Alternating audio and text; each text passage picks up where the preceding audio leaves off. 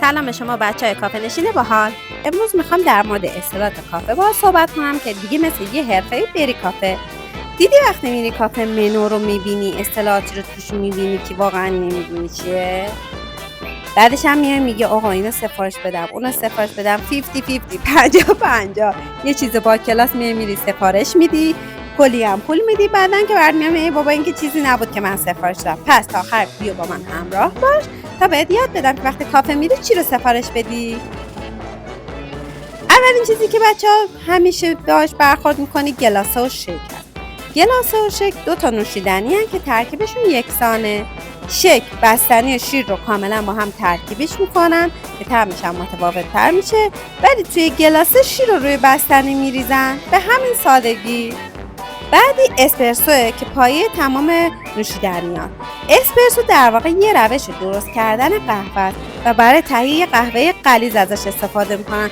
دونه‌های قهوه‌ای هم که توی این روش استفاده میکنن درشت‌تر هست و با یه دستگاه خاص به نام دستگاه اسپرسو و با یه روش خاصی درست میشه. کاپوچینو از ترکیب اسپرسو دوبل با کف شیر بخار شده درست میشه. چقدر بچه‌ها دهنم کف کرد تا اینو خوندم مردم. لاته شیر داغ به اضافه اسپرسو میشه لاته که یه طعم شیرین و ملایم هم داره. یه شات اسپرسو رو با چند واحد شیر جوشیده که از قبل گذاشتن جوشیده بعد قف کرده درست میکنن، به این میگن لاته. بعدی چیه؟ بعدی آیس لاته است. ترکیبش با لاته گرم یکیه، فقط یخ هم بهش اضافه میکنن که یه طعم جدید بهش میده. بر فصل گرم بیشتر میچسبه، ولی چون بچه یخ رو میان میریزن روش دیگه اون کف لاته از بین میره. بعدی آیس کافه است. یه چیز ساده، قهوه به اضافه یخ رو بهش میگن آیس کافه. بعدی بچه ها آیریش کافه، قهوه ایرلندی بهش میگن. قهوه سیاه به اضافه سیروپ سیاه به اضافه خامه زده شده رو بهش میگن آیس کافی. موکا از خانواده لاته است. اسپرسو به اضافه هات چاکلت به اضافه شیر با یه فوم گرم رو بهش میگن موکا. امریکانو قهوه آمریکایی از ترکیب نصف فنجون قهوه با آب درست میشه. نسبت به قهوه‌های دیگه رقیق تره ولی کافئینش بالاتره، کمی هم طعمش تلخه. ماکیاتو یا قهوه ایتالیایی، اسپرسو غلیظ به اضافه شیر فومدار، این میشه ماکیاتو. لاته ماکیاتو میشه ترکیب لاته با اسپرسو که بهش میگن لاته ماکیاتو.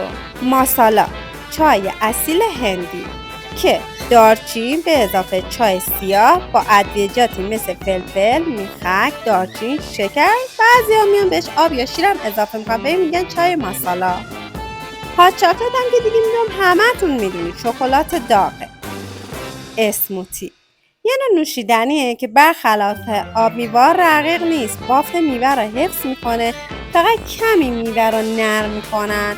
بعضی هم بهش کمی شکر یخ هم اضافه میکنن. کوکتل به ترکیب میوه با آب گازدار و سودا، البته در داخل ایران اینجوری درست میکنن میگن کوکتل، ولی تو خارج از کشور چیکار میکنن خارجی ها؟ آب میوه رو با الکل قاطی میکنن بهش میگن کوکتل. پنینی بچه تلفظش برای منم یه ذره سخته.